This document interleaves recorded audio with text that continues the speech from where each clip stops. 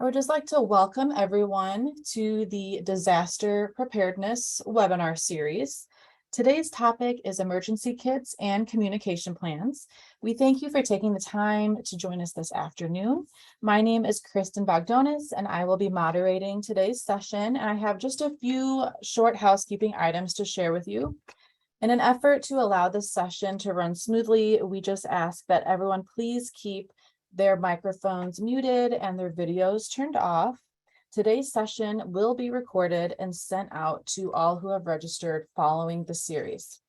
If you have any questions that come up during the presentation, please go ahead and use the chat box, or you may also wait until the end of the presentation to ask your questions then.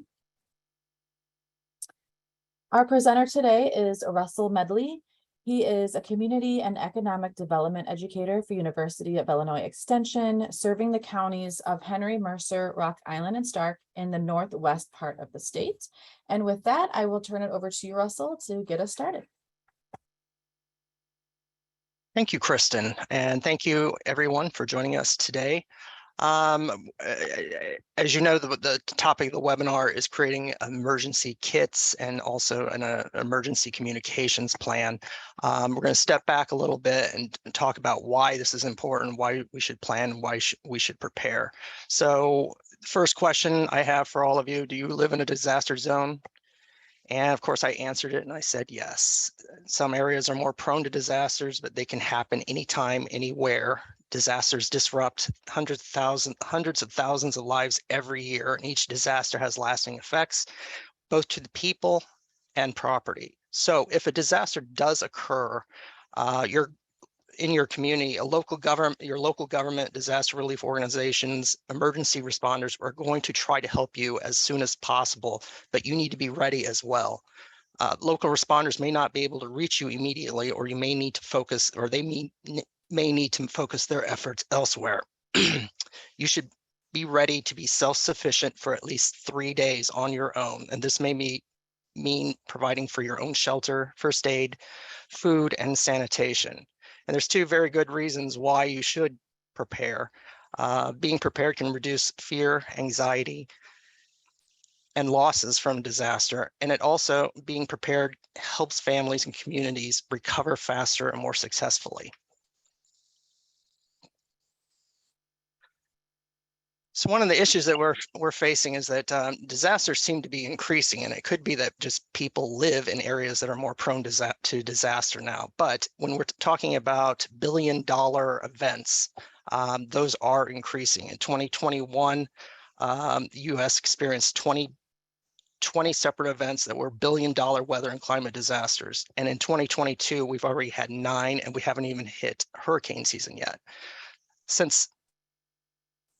Since 1980, we've had 323 weather and climate related disasters with damage costs exceeding $1 billion each. And that total cost is $2.3 trillion. And I want to make everyone aware that we're talking about, these are billion-dollar disasters that $2.3 trillion represents. We're not talking about all the other thousands of other disasters that we've had. So between 1980 to 2021, the annual average for a billion-dollar event, there were 7.7 events per year. In the past 5 years, just looking at that, the annual average has increased to 17.8 events. So for purposes of this webinar, we're talking about planning to be prepared and specifically focus on developing a general emergency kit and an emergency communication plan for your family or household. Steps to preparedness include being informed, making a plan, building an emergency kit, practicing and maintaining that plan and kit, and getting involved. For the purposes of this webinar, we're not going to talk too much about getting involved, but suffice to say that comes after you've gone through all these other steps, getting your emergency kit put together, getting your emergency communications plan put together so that you're confident and ready to help others do the same. Getting involved in your community is a great idea. If you want to learn more about your community's emergency plans and see how you can help, contact your community or county emergency manager. You can also work with volunteer organizations that would respond and provide relief during such emergencies. And these can include American Red Cross, Salvation Army, any community action agencies in your communities, food banks, and other organizations.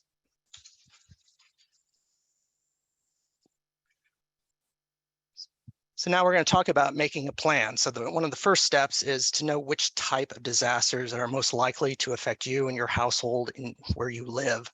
The other thing you need to do is consider specific needs in your household. So when we're talking about that, we're talking about factors like the different ages of the members in your household, or the different locations that your family or people in your household frequent during a day, workplace, school, etc. Dietary needs. Are there specific dietary needs people in the household? Medical needs. This includes prescriptions and equipment. Do people in your household have any disabilities that requires the use of devices and equipment? Languages spoken. Do you have a multilingual family? Or a multilingual household? You might want to, when considering putting together an emergency communication plan, having it translated into those languages so everyone understands what's in there. You consider pets, consider service animals that are in the household or people in your household use, and of course, children.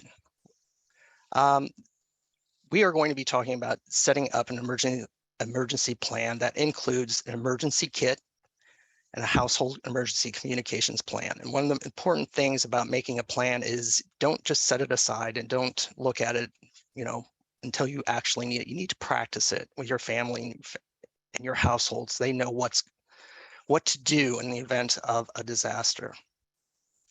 So you want to know your risk. So this is not an extensive or a complete list of every natural hazard or man-made hazard that could impact you, but these are the ones that most likely will affect us in Illinois. Floods in particular, between the year 2000 and 2018, we had over 1,500 floods in the state of Illinois, and that averages out to about 1.5 floods per week. So flooding is something you need to probably would need to consider when you're putting together your emergency kit and your plan. Tornadoes, severe storms, derechos.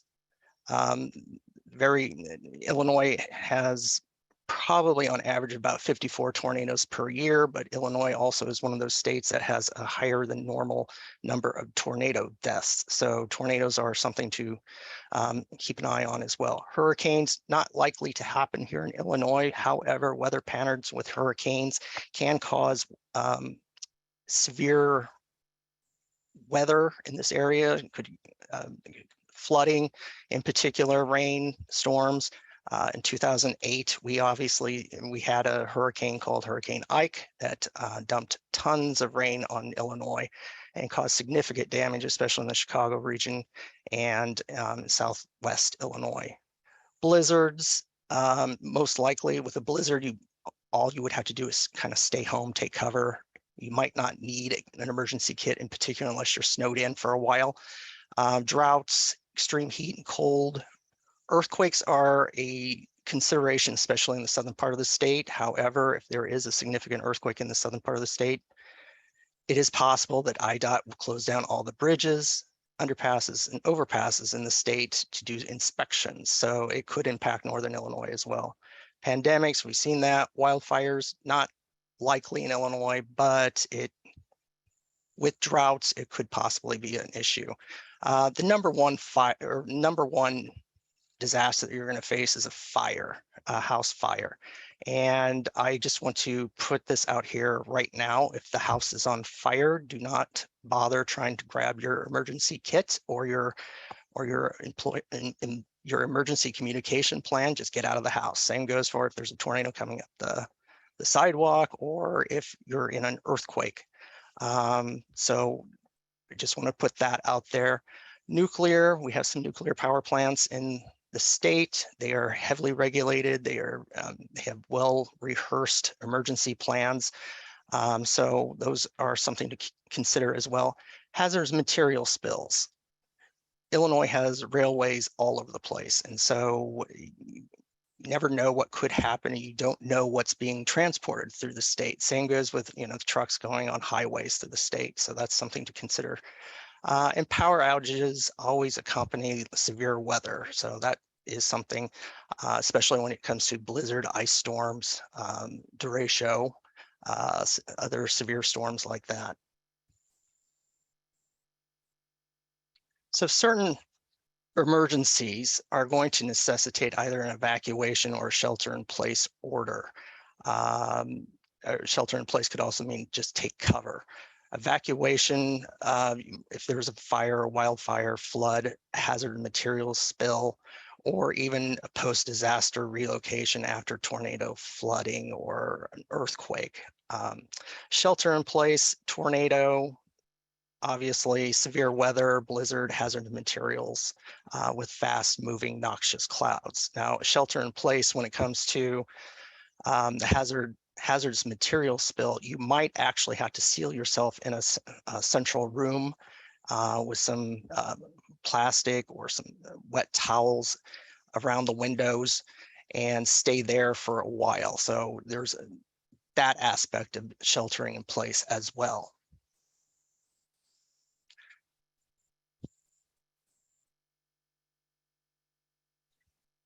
So an important part of being informed is also knowing what your local community warning systems are. Are there sirens? Does the local community have text messaging systems? Not every community has sirens, and I will put this out here right now. Tornado sirens, severe weather sirens are meant to be heard by people outside, not necessarily inside. So you might want to consider, because of that, having a NOAA or National Weather Service notifications, alerts, and weather radios. Weather radios are really important to have. The radio broadcasts official warnings, watches, advisories, forecasts, and other hazards 24 hours a day, 7 days a week. So that's all they have on there. And there are hundreds of different models that you can get. There's a hand crank one, you can have a battery operated one. And many in the newer radios also have the ability to charge smartphones and other USB devices from the internal battery. Some even have flashlights, reading lamps, SOS strobe lights, and warning sirens. You also want to probably know what your workplace plans, school plans, and the community disaster plans are, just so for a level of comfort. Schools most likely all have some type of disaster plan in place. Workplaces, they probably have an evacuation plan, they have a shelter in place plan. And almost all communities have a community disaster plan at either the community level or the county level. It's a requirement. Also know the local organizations that will probably be responding besides your emergency responders who are from law enforcement and fire departments and emergency management. There's other organizations that will respond in the event of a disaster in your area, and those are like American Red Cross, Salvation Army, Habitat for Humanity, and also potentially if you're in one of the 7 or one of the 21 counties in Illinois covered by a COAD. A COAD is a community organization. It's an organization called Community Organizations Active in Disasters. And basically, they're the ones who put together the volunteers and pull together donations after a disaster and help respond.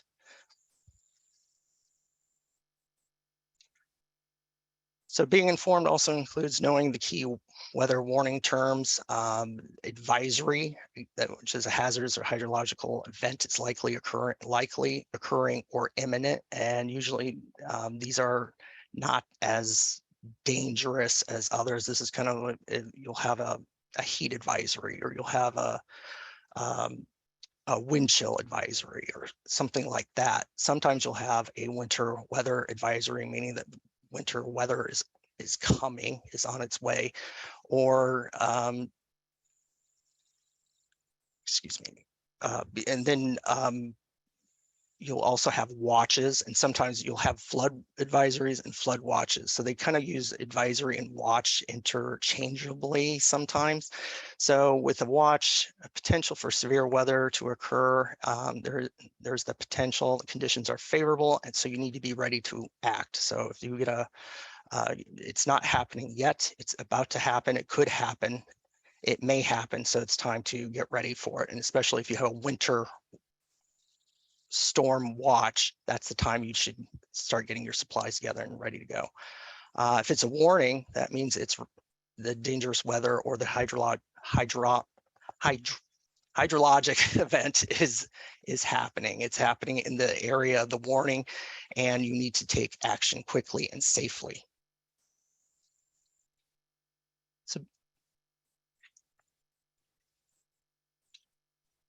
So being informed also means following what's going on, signing up for local government alerts, and on looking at social media, sign up for weather alerts that way. You also have weather apps like WeatherBug, Accurate Weather, have those. You could download a FEMA app, and you can find that at Google Play and the Apple App Store. Then you can also sign up to receive text messages, FEMA text messages.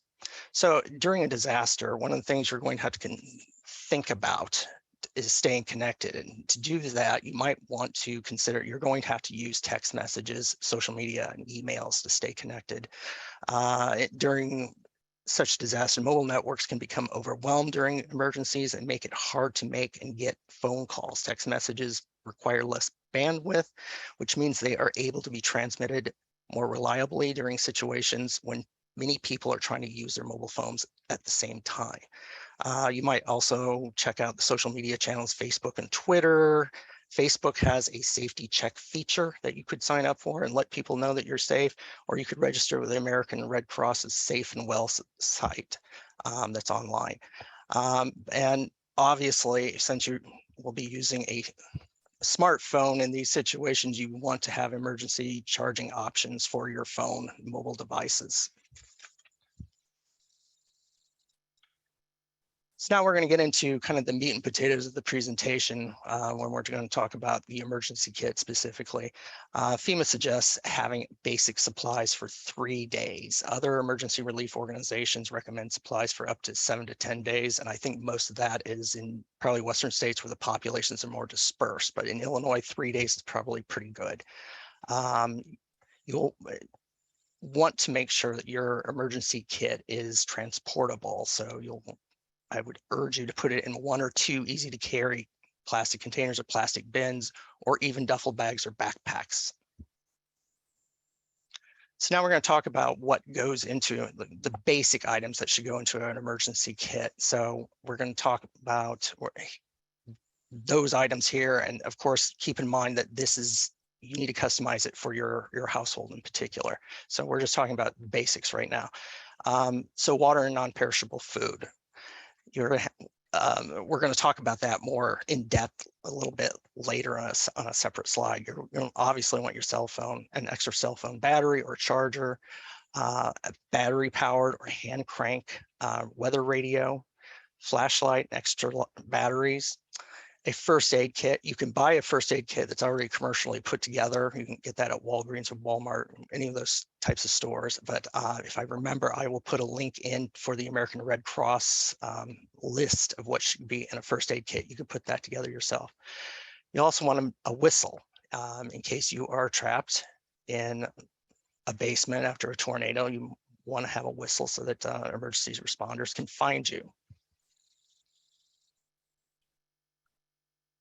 Mask, not only to prevent the spread of disease, but also if you're around damaged buildings, you have dust and smoke around you. Additionally, you want to have mask in your kit in case there is a hazardous material spill and you have to shelter in place and hide yourself and lock yourself away in an interior room to protect yourself. Moist toilets, garbage bags, and plastic ties. This is for sanitation. This is in case there is no bathroom facilities or latrines available. You might have to take care of waste this way. You'll want to have a non-sparking wrench or pliers to turn off your utilities. I know most people have that, but they don't have it in the kit. They should have it in the kit so they don't have to go look for it all over the place. If you have canned food, you're going to want to have a manual can opener in your kit. Matches, waterproof container with lighters, plastic sheeting and duct tape. This is for the shelter in place in case there is a hazardous material spill and they tell you to shelter in place and you have to go into a room. You'll have to put the plastic up over the windows and under the door and turn off ventilation. So that is a separate thing, and that usually doesn't happen. Usually with hazardous material spills, there's an evacuation order given. And you'll also want to have local paper maps. You'll want to have your financial identification documents, and these documents don't necessarily need to be your originals, and copies are absolutely fine. Additionally, account numbers or policy numbers would be adequate. We will talk more about this later. Medical information, if you have information, if you have medicines that you take, prescriptions, you want to know the dosages and have all that information on hand and put in your kit. You want to have your family household emergency communication plan, which we're going to talk about as well, and also cash, traveler's checks, and change available. So that was the basic stuff. So the other things that you could consider putting in, and you probably will want to consider putting in based on what your household needs are: prescription and non-prescription medications. Now, you're not going to put your prescription medications in a kit and then put it away for 6 months in a closet. You're probably going to want to know where your prescription medications are and be able to grab those and take those with you. So that's something to consider when you're putting together this kit. You're going to have some things that you're going to have to pull from elsewhere and put in the kit. Glasses and contact solution. I would urge you not to use contacts, or just use your glasses. Contact solution, if you really, really need it, you want to use your contacts, make sure you have contact solution. Feminine supplies, personal hygiene items like a toothbrush, toothpaste, deodorant, soap, hand sanitizer. This just makes you feel a little bit more human and gives you a little bit more comfort. Depending on if your household has infants in it, you'll want infant formula included in the kit, and diapers. And if you have pets, don't forget you need pet food, pet water. You might also want some emergency reference material. Perhaps that comes from American Red Cross or FEMA. They have that type of information.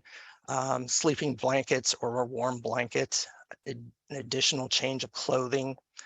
And keep in mind, when you're looking at clothes, seasons, you probably want a fire extinguisher, household chlorine, bleach, and medicine dropper to disinfect water, and a food thermometer.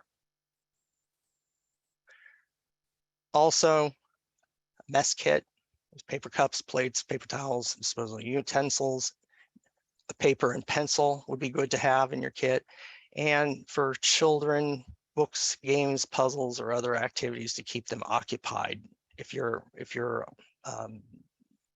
don't have iPad or access to a computer for 3 days, keeping the kids occupied would be very important. So we're going to talk specifically about some of these items in your kit.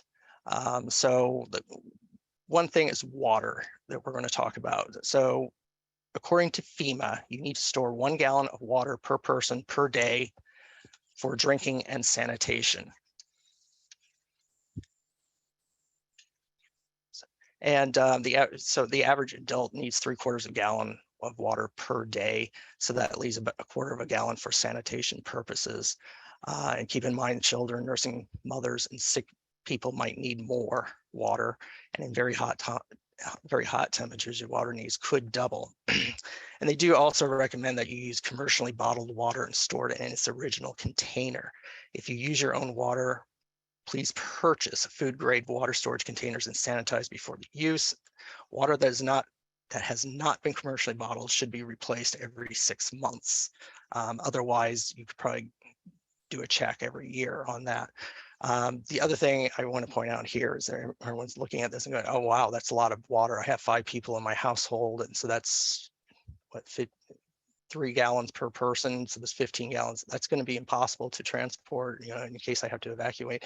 And I would say that you may want to take some water if you have to evacuate, but if you're being evacuated, you're probably going to a relief center or a shelter, and there's going to be water there. So I just keep that in mind.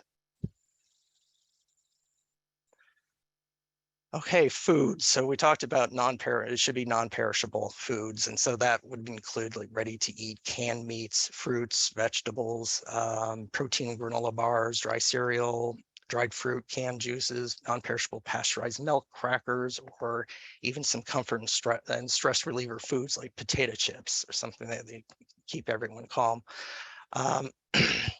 You also want to choose the foods that your family are willing to eat, or will eat. So if your family does not like canned asparagus, don't include that in your kit. And also keep an eye out and remember there are special dietary needs of family members. For infants, you'll probably want to be using ready to feed formula as opposed to mixing formula with water. This is just to be able to preserve the amount of water that you have available to you. Some of your household members may have restricted diets, so keep that in mind, and also food allergies.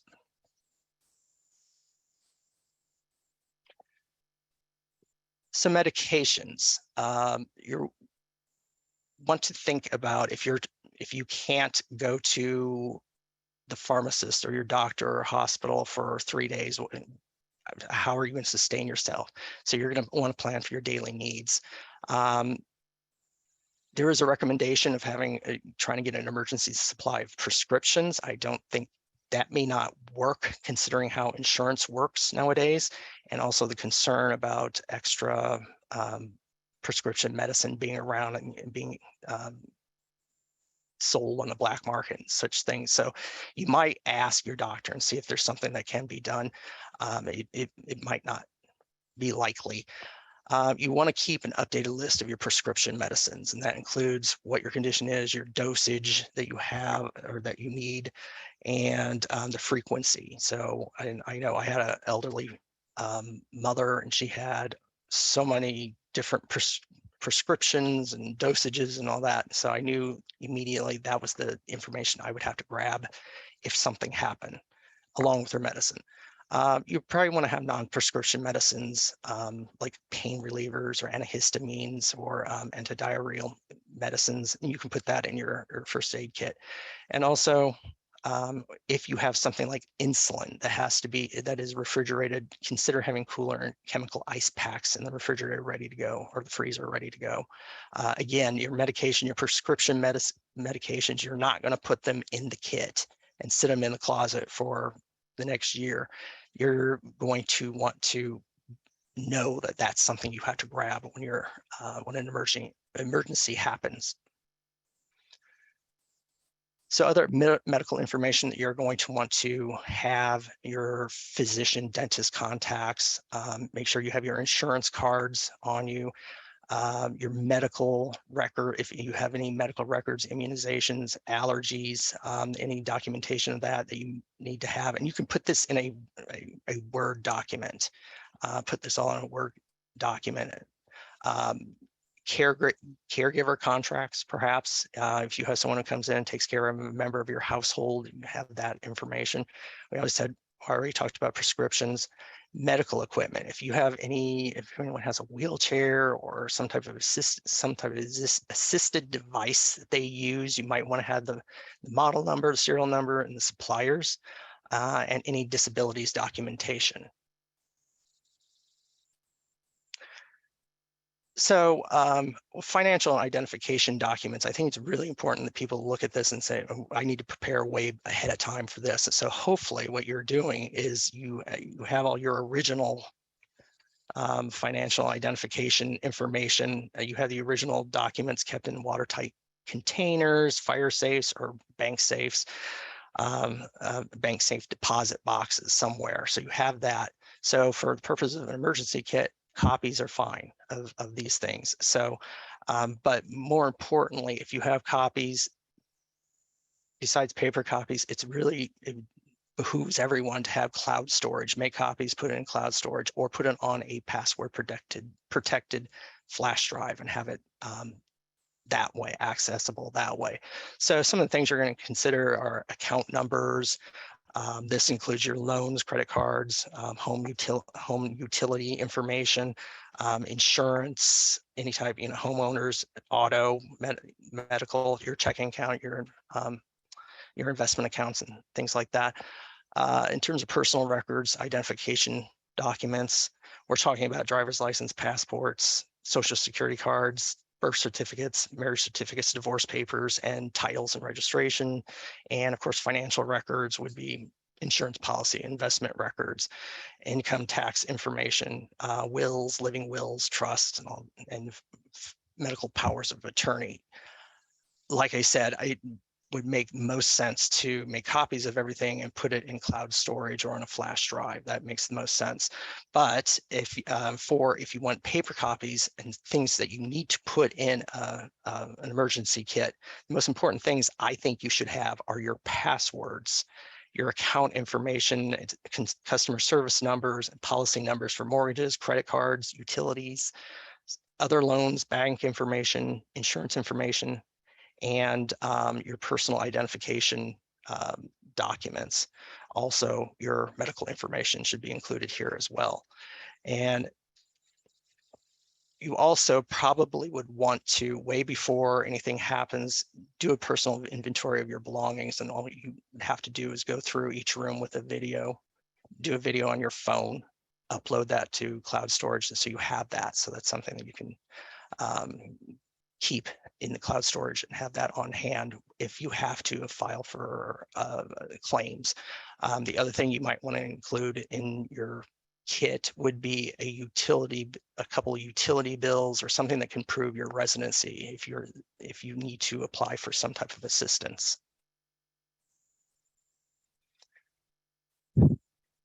So like I said, a lot of this is about looking at what you have in your household or who's in your household and determining what their needs are. So we're doing kind of a brief overview of what could be in a kit.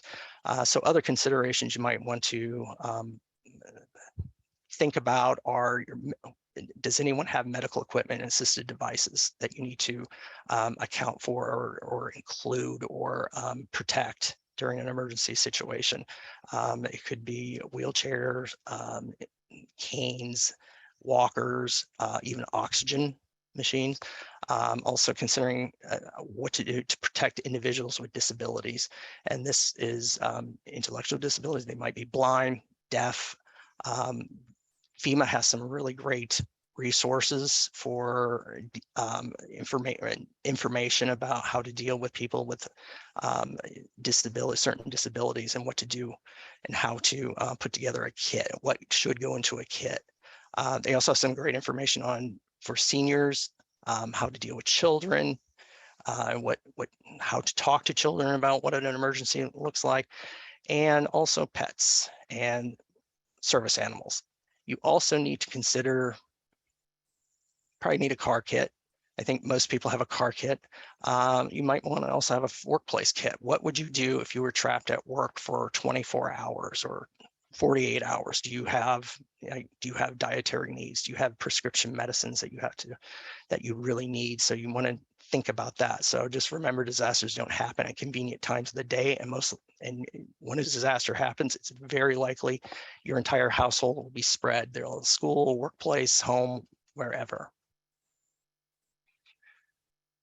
So quickly, maintaining your kit, keep canned food and water in a cool, dry place, store boxed food in tightly closed plastic and metal containers, replace expired items when you can. You should probably reassess your needs every year. So canned food does go bad. I did have a can of pineapple that blew up on me and it smelled like rum all over my house. So check that, check expiration dates and look at that stuff. With regards to storing your kit, You want to put it in an easy to reach space, such as maybe a closet or storage space near an exit, or even in a drier basin, especially if you're in an area that's really prone to tornadoes. An attic is probably not a good idea because it's too far. You have to go upstairs to get it, and it's inconvenient. You might also want to consider putting a kit under your bed or in a garage or near a garage, an exit to a garage. You might even consider having multiple stashes throughout the house. You might have, your kids might have a backpack that has their own special disaster kit in it. So multiple stashes is a good idea, but having it in a certain location that everyone knows about, where they can find it. So don't hide it from everyone, just so everyone knows where it is and what's in it. So now we're going to talk about the emergency communications plan. So every family should have one of these, because what happens if something happens, if a disaster happens, the first thing you're going to think about is your family, and can you reach them? And they might be all over the community. They might be at school, they might be at workplace. So this gives you some peace of mind putting this information together.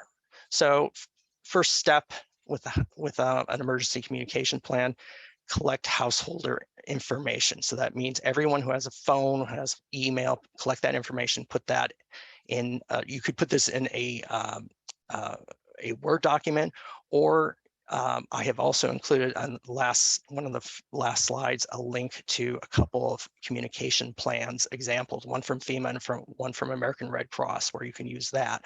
Or, like I said, just put it in a Word document. Know what the school, your children's school, their child care, or their caregiver, and workplace emergency plans are. Like I said, workplace emergency plans might be limited to a shelter-in-place and evacuation plan, but schools will have one, childcare agencies will have one.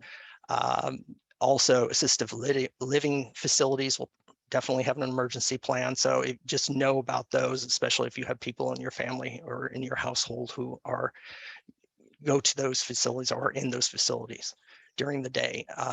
You're going to want to identify out-of-town contacts to include. This could be your parents, friends, whatever, but it should be someone far enough away from your community. So when disasters happen, local phone lines become overwhelmed, and it's harder to call. It's easier to call, say you're in Glen Carbon, Illinois, it's easier for you to call Chicago, grandma in Chicago, than it would be to call your neighbor across the street. Long distance lines tend to hold up pretty well during a disaster. It's just everything in a community is overwhelmed. So that's why you should have an out-of-town contact. Determine emergency meeting places and set those up. So that would be, so if there's a tornado, they know where to go within the home. If there's a fire, they know where to congregate outside. Maybe it's at a tree, could be in the driveway, could be a neighbor's house. If there is something that's gone wrong in the neighborhood, the entire neighborhood is shut down, or you can't go into the neighborhood, find another location, maybe meet at a library or meet at the town hall or somewhere outside that neighborhood, but make sure that everyone knows it. And in case of an evacuation, you might want to set up and say, okay, well, if we don't all go to a shelter, we'll meet at our friend's house or our grandma's house or something like that, but make sure everyone knows about it. You're also going to want other important numbers and information in that plan, in that communications plan. That includes phone numbers for emergency services, utilities, medical providers, veterinarians, insurance companies, and other services. And make sure everyone who has a phone in your household is subscribed to alerts and warning systems.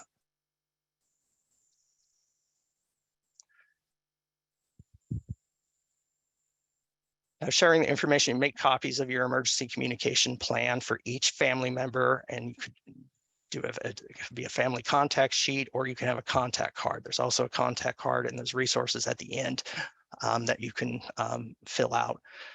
You want to enter all the household and emergency contact information to all the household members' mobile phones and devices, just so you know that everyone has the same information.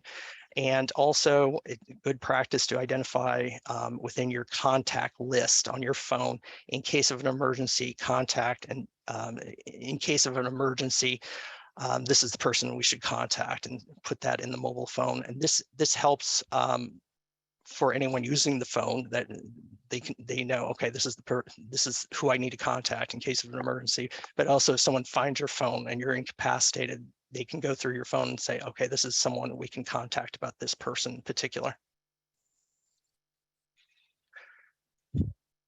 So then you are going to want to create a group list on all mobile phones and devices, the people you will need to communicate with in an emergency and disaster. And if using text, make sure everyone knows how to text, or you may need to find alternative ways to communicate. You're going to want to practice texting and calling. Make sure everyone in the household knows how to practice, or knows how to text, and also knows how to send a group message. I personally have a difficult time setting up group messages, so I would have to practice that. Discuss what information you should be sending by text. If you're using text, obviously, it might be more likely you're going to be able to remain in contact with everyone. However, you should really limit how many characters you're going to be using. So instead of having a paragraph and photos of what's going on, you should say, have everyone say, "I am fine," or "I am here." Something very simple and straightforward, and not too text oriented. Determine who's the lead person who will send out the information for a meeting place, and most likely it's a parent, head of household for that. Practice gathering at your indoor and neighborhood meeting places. That's just good idea in case people don't, or members of your household don't understand which tree they're supposed to go. Get that information and get that practice and get that done. So you're going to also make sure your children know when to call 911. If it's a non-emergency, they don't call 911, and 911 is for emergencies. And once you have the plan pulled together, you're going to want to review it, update it, and practice. So some tips about emergency communication during a disaster: avoid making non-emergency calls. That's obvious. Long distance lines often work even if local phone lines do not. So this is why you have an out-of-town contact. Cell phone networks become overwhelmed during emergencies. Text messaging will sometimes work even when the network is overwhelmed and you can't place phone calls. You should have at least one phone in the house that does not require electricity. Keep coins in a kit in case you need to use a payphone. I was debating not having that in there because I thought, I haven't seen a payphone forever, but I did some research, and there are 100,000 payphones still in the United States, and they're usually near public facilities, public buildings, or major tourist attractions. So they do exist, so just in case. So in summary, we looked at, through this presentation, we decided that you need to know the potential disasters that might affect you in particular. Don't plan for a tsunami if you're in Illinois. Look at the potential disasters that are most likely going to impact you here in Illinois. And I know there's other people who are not from Illinois in this presentation. So just look at what is most likely to impact you. Be informed, know your community warning systems, and sign up for alerts. Make a plan for your household that is customized to your needs. This is a kind of a lot of information here, a lot of kind of basic information that you're going to have to pull together and put into something that makes sense for your family. And you're going to take into consideration, the ages of the people in the household, any disabilities that people have in the household, dietary needs, all that. You need to think about that. You don't want to be thinking about that 15 minutes before something happens. You're going to build an emergency kit that can sustain your household for at least 3 days. And just to keep keep in mind, information is just important as supplies. So your medical information, your financial information. And again, I urge everyone with financial records and identification records, make copies, upload into a cloud storage system or put it on a flash drive, password protected flash drive. And I know most of us do everything online now with banking, and we pay bills and everything. And that's great. And we could probably recreate everything through that, but just in case. So you're going to want to create an emergency communications plan, and you're going to practice and maintain.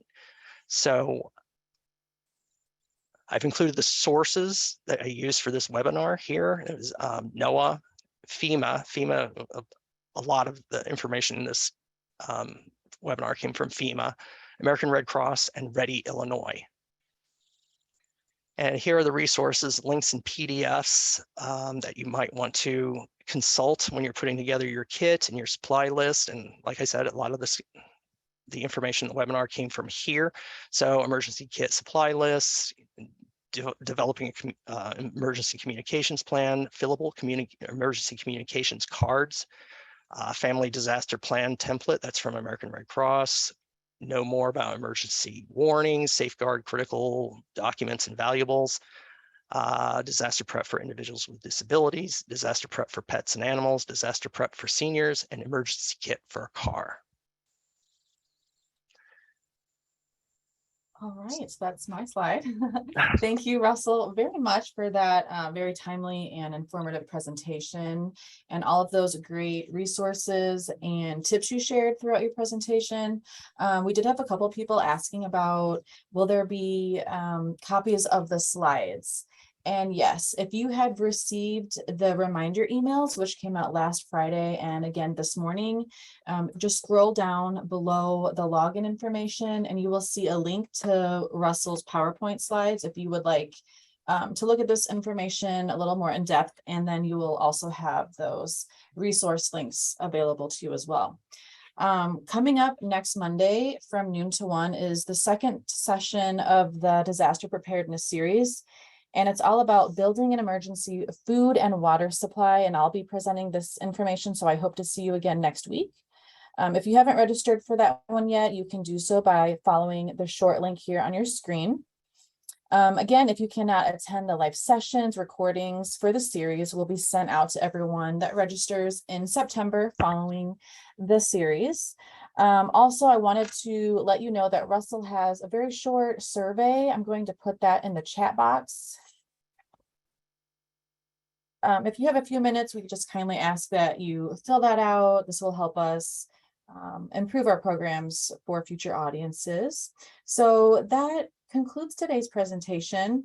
If you need to hop off and get back to your day, we really thank you for taking the time to join us, and we'll stay on for a little while. We have about 10-12 minutes left. If you have any questions that you would like to ask Russell, you can ask those now. You can put those in the chat box or unmute yourself. I don't think I saw anything that came in the chat box other than people were curious about the slide. So if anyone has anything else, I'll let you ask your questions now. Kristen, I did see a couple observations about church groups and faith-based groups, and yes, Okay. they are very, a lot of the faith-based organizations do have an actual disaster committee, and also churches usually serve as shelters in many cases. So that is a great point. Consider looking at your own congregations and seeing what they are up to and what they're doing, and see if you can get involved that way. Like I said, we're looking at a 3-day. This is a 3-day kit, 3-day communication, and it's possible that this is a fail-safe. This is just to keep everyone so that you have something in your kit. You have food, you have water, you have all that stuff available. I have seen in terms of the disaster relief organizations, they are very fast. I mean, something happened. We're seeing what's going on in Kentucky, Southern Illinois, Missouri, and the organizations move very quickly. So this is a fail-safe. This is something to have on hand just in case.